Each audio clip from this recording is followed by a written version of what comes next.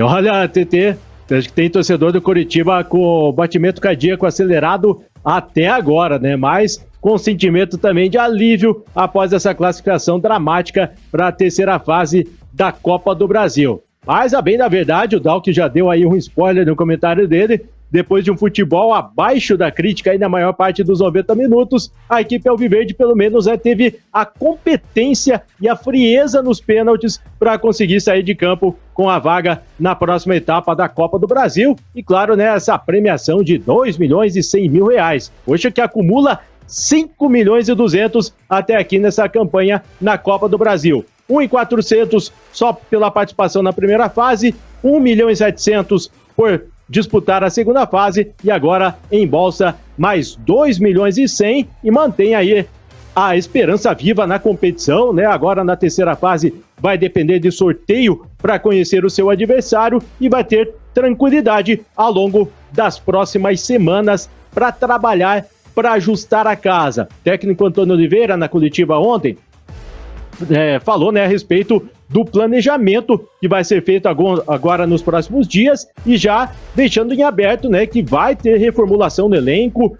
vão ter peças que vão deixar o grupo, assim como a diretoria vai em busca aí de contratações. Pelo menos 5 ou 6 reforços devem pintar para o Campeonato Brasileiro. Falei de tranquilidade do ponto de vista do ambiente interno, mas do ponto de vista da cobrança da torcida, essa continua. A gente observa aí pelas redes sociais e mesmo com a classificação, o torcedor segue se manifestando com muitas críticas pelo rendimento da equipe e muita gente continua pedindo aí a saída do técnico Antônio Oliveira. Tá aí, Júlio Rutz trazendo as primeiras do Verdão. Felipe Dalk esteve ontem comentando a partida ao lado do grande Linhares Júnior. Dalk, foi sofrido, olha, foi. E como dizem os Pela torcedores... respirada, né? Como dizem os torcedores coxas brancas na rede social, sem sofrimento não é o Coritiba, né, Dalk? Essa é uma frase que é clássica. É clássico entre várias torcidas, né? Verdade. Se não é sofrido, não é o Botafogo. Se não é sofrido, não é o Corinthians. Não, mas aqui no Paraná essa frase é do torcedor coxa branca, né, tem gente? sido nos últimos anos. Mas é que ela pertenceu muito tempo ao torcedor do Atlético, né? Porque o Atlético também, na década de 70, 80 ali, tinha uma dificuldade grande até alguns anos específicos. E ontem o Coritiba vem sofrendo dificuldades nos últimos anos, né? Porque acaba caindo para a segunda divisão, depois sobe, daí briga para não cair, às vezes cai de novo, como aconteceu ali, né, naquele ato de 17, 18, 19, 20, 21. E agora o Coritiba tentando, né, com contratações maiores, né, com jogadores de mais peso, de mais nome, com o Coritiba contratando mesmo jogadores, comprando atletas, e o Coritiba ainda uma dificuldade gigantesca, né? Porque foi eliminado do Paranaense. E isso contribui negativamente para o ambiente que estava ontem, né? Daí com 1 minuto de jogo, o Bruno Viana, que foram as contratações mais caras do Coritiba na temporada, falha e sai o gol da equipe do Criciúma. 8 milha. Uma falha bizonha, né, Dalk? Na verdade, essa informação de 8 milha, eu tenho uma informação um pouquinho diferente, de que é 4 milhões e dependendo de algumas vertentes no contrato pode chegar a 7. Mas mesmo assim, é uma grana muito grande. E ele levou tudo por água abaixo em algum momento, né? E o Coritiba sofreu muito. E conseguiu chegar ao gol só aos 41 do segundo tempo. E daí o Antônio Oliveira até falou na entrevista que foi muito bem, que o time dominou o Criciúma e, cara, não aconteceu isso. Uma hora eu pensei assim, nossa, eu acho que eu saí e perdi um pedaço da entrevista, que eu achei que ele tava falando de outro jogo. Então, sempre, porque, né? Eu, inclusive, porque pensei por mais que isso. o Coritiba tenha feito alguns 0-0 aí, jogou muito melhor do que ontem, né? Claro que ontem tinha a questão aí de encarar um adversário mais qualificado, que o Cascavel, por exemplo, o Criciúma, por ter toda a pressão, né, nas costas, aquele peso de ter sido eliminado do estadual há 2 dias e ter um jogo já decisivo. Então tudo isso vai no pacote, mas o Coritiba teve uma atuação muito ruim, tinha uma dificuldade de criar jogadas, de ter um armador mesmo ali, né? Ontem, com um pouquinho mais de calma, o Criciúma teria feito 2-0. Pois é, se não fosse o No Gabriel, primeiro talvez tempo. teria feito, né? Sim, mas no primeiro tempo ainda teve 2 oportunidades bem claras, assim, que foi um corta-luz do Éder, que chegou sozinho, o Fabinho, no meio da grande área e finalizou por cima. E daí depois teve essa do Gabriel, da defesa do Gabriel, que você citou, do Marcelo Hermes. Do Marcelo Hermes. E daí aí depois... desmontaria o Coritiba ali. Exatamente, o 2-0 ali acabaria. Não ia ter o que fazer. Não é à toa que o Gabriel foi eleito o PAN da partida para a Mega Mania, né? Que foi aí realmente o jogador que fez a diferença na partida de ontem. Eu até votei em um jogador do Criciúma justamente porque eu achei que o Criciúma foi muito mais dominante durante o jogo e eu acho que o Arilson foi o melhor em campo no sentido de que ele conseguiu controlar o meio de campo todo do Coritiba. O Coritiba com uma inferioridade numérica no meio de campo, tentou empilhar atacante de novo com o Robson e mais uma vez não deu certo.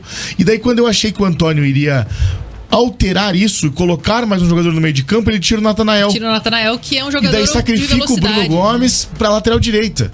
E esse foi um grande problema também, porque o Coritiba não conseguiu evoluir no segundo tempo. Só que daí, quando o Potker entrou um pouquinho melhor. O Regis deu uma dinâmica um pouquinho melhor pro time do Coritiba, porque daí ele começou a povoar o meio de campo. Que daí ele coloca o Andrei, que é um jogador que tem uma saída de bola melhor. Ele coloca o Regis, que vai carregar a bola no meio de campo, até chegar o gol do Aleph Manga, inclusive num cruzamento do Potker, né? O Regis deixou passar e o Manga foi muito feliz em fazer o gol. E daí os pênaltis o Gabriel decidiu, com a ajuda do Potker, inclusive. E é verdade que depois do gol do Manga ele tirou a camisa e tava escrito embaixo: toma essa, Dalk? É verdade? Não. Porque o Dalk tava acompanhando de casa a transmissão e o Dalk tava criticando mal, a atuação do Manga. Tava mal, né? Com o Manga, eu pedi a saída do Manga em todas as substituições, eu acho. Em todas. O mais engraçado Vai foi entrar o zagueiro, tira o Manga! Não. a hora que o Dalk falou assim: o Manga deveria ter sido substituído. Gol. Ele vai lá e Pode faz até o deixar gol. o Bruno Viana, mas tira o Manga. E o Robson ali, ele tentava, né? O Robson é incansável, ele é aquele cara lutador, brigador, mas não é a dele, né? Passar ali, fazer aquela coisa de ser um passador. Então o Coritiba não conseguia realmente criar oportunidades pra chegar ao gol. Pra você que perdeu, vamos ouvir novamente o gol de Aleph Manga, narrado pelo grande Linhares Júnior. Veio pro Potker no bico da grande área, a chance, o cruzamento, olha o Regis, passou, Manga bateu!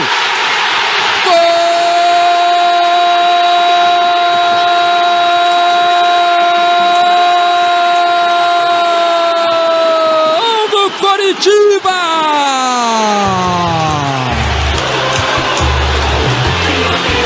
É dele!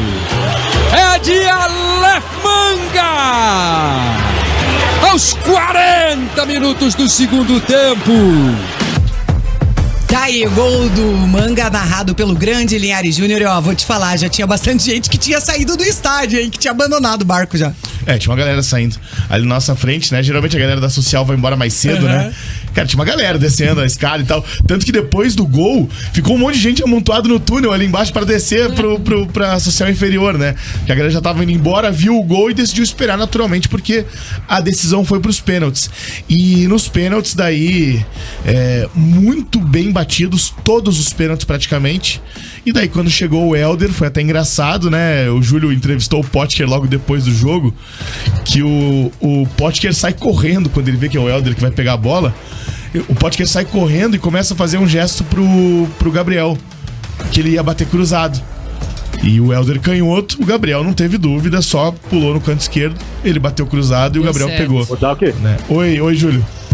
Até o Potker jogou com o Helder no Figueirense, né? Isso lá foi 2011, 2012. Então tá com uma memória boa. Acima de tudo, o Potker passou a dica ali pro Gabriel, que acabou sendo aí decisivo para essa classificação, né? Um lance, os pequenos detalhes, né, do futebol, já diria o outro, né? Primeiro, essa informação, né, do Potker passada pro Gabriel. E eu até conversei com o goleiro Coxa Branca depois do jogo, e ele falou mais uma outra coisa, né? A questão de poder cobrar, né? Ter as cobranças ali junto ao gol de entrada, junto aonde fica a torcida do Coritiba, a torcida organizada. Isso também acabou influenciando, de acordo aí com o Gabriel.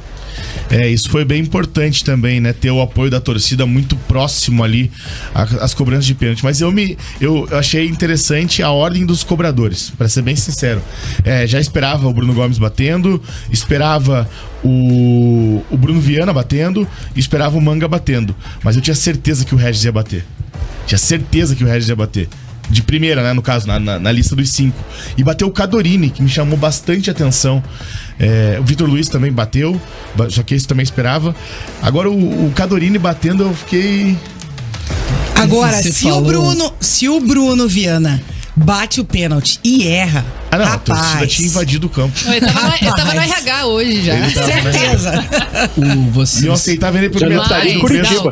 Uma coisa que eles treinaram foi pênalti, né? Sim, acho bastante. Que isso eles devem ter treinado. Cobranças perfeitas. A segunda-feira foi de treino de pênalti. E o próprio técnico Cláudio Tencati não escondeu na entrevista que a Mari Becker trouxe ontem do treinamento das penalidades. Ele foi preparado pra isso, né?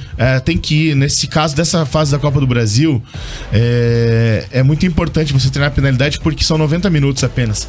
Agora, quando, por exemplo, você perde um jogo de 1-0, numa terceira fase, por exemplo, que são 2 jogos, você trabalha muito mais pra você reverter o resultado do que simplesmente pra você fazer 1-0 e ficar focando em cobrança de pênaltis. Só que o jogo de ontem não. O jogo de ontem era empatou é pênaltis. Não tem conversa. E isso foi importante, porque todos os batedores bateram muito bem, inclusive os do Criciúma.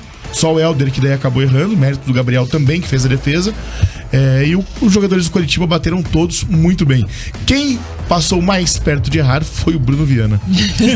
Porque o Gustavo... Passou por baixo do goleiro. O Gustavo, ele chegou a tocar na bola, será, Júlio? Tocou sim. Ele tocou na bola. Já a gente vai acompanhar as cobranças de pênaltis. Agora, deu aquele frio na espinha, né? Eu acho que às vezes o Antônio Oliveira é um pouco teimoso com algumas formações do Coritiba, né? Como foi ontem, e até pelas trocas que ele fez ali, né? Tirando o Natanael. Muita gente esperava também a entrada do Moreno no time, porque por mais que ele não esteja numa boa fase, que na verdade, né, a maioria não está, mas ele talvez é aquele cara do passe, do drible, que ele pode encontrar uma solução ali. Pode ser que não dê certo, mas pelo menos ele está tentando, ele está trazendo as alternativas que o time tem no banco, né? Ele tentou com o Regis ontem, que foi a alternativa nessa questão do passe, né? O Regis não é driblador, né? Diferente do Moreno, por exemplo, que carrega a bola e consegue driblar com muita facilidade. E ontem acabou dando certo, né? Eu até vi um monte de gente falando, o Regis deveria ser titular no time e tal. Eu não concordo que o Regis deveria ser titular, mas eu acho que o Regis tem uma importância muito grande. Primeiro porque ele é um cara que ele nunca pipoca. Ele é o cara que quando precisa dele, ele tá lá. Ele dá a cara a bater, ele sempre é um jogador frio nesses momentos, sabe? Precisa bater pênalti, tá bom. Ele vai lá e bate o pênalti e vai converter, como converteu ontem, como tinha convertido ano passado. Você vai lembrar, já contra o Pouso Alegre, aquele jogo que ele teve que bater pênalti na Copa do Brasil também. Então o Coritiba tem um jogador muito específico que é o Regis, que às vezes não conta como titular, mas que é um jogador que fala, Regis, preciso de você, ele vai estar lá. E isso é muito importante para um elenco num geral. Só que o Coritiba precisa melhorar muito. Eu ainda tô indignado com a coletiva do Antônio Oliveira.